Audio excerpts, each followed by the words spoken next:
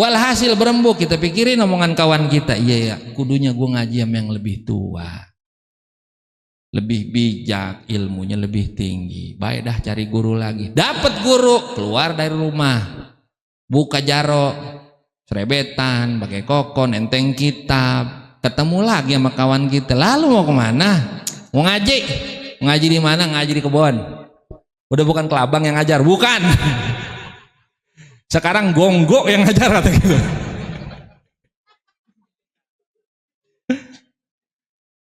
Bukan udah bubar majelis lu. Kemarin bener juga lu kata.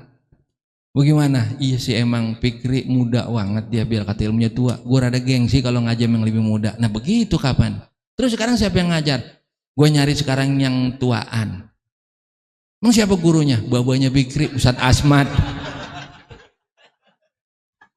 Kemarin anak, sekarang babanya loh. Begitu kalau nyari guru, bener kan? Ya bener. Ustadz Asmat dia emang tua. Saking tua ilmunya juga bagus, pengalaman banyak dan wataknya bijak karena pengalaman yang luas. Cuman apa lagi? Cuman Ustadz Asmat udah kebangetan tua. Lah emang apa kalau kebangetan tua? Ya ntar aja lu rasain. Rasain bagaimana yuk Ustadz Asmat karena udah tua lebih banyak batuknya ketimbang baca kitabnya. Kata kita mah peduli setan, berangkat mau berangkat emang giliran ngaji. Begitu buka kitab qolal muallifu rahimahullahu ta'ala batuk mulu.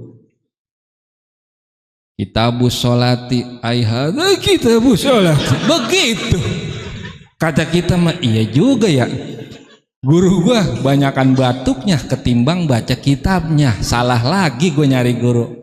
Tuh akibat hasutan kawan kita yang wujudnya manusia cuman kelakuannya kayak rapih, ngaji rembuk lagi. Ustadz Asmat mengapa lagi sih batuk mulu? Terus bagaimana? Ganti dah, musianan mah emang udah ujur, kudunya mau di rumah aja itu yang begitu. Walhasil bubar pengajian kita, libur lagi.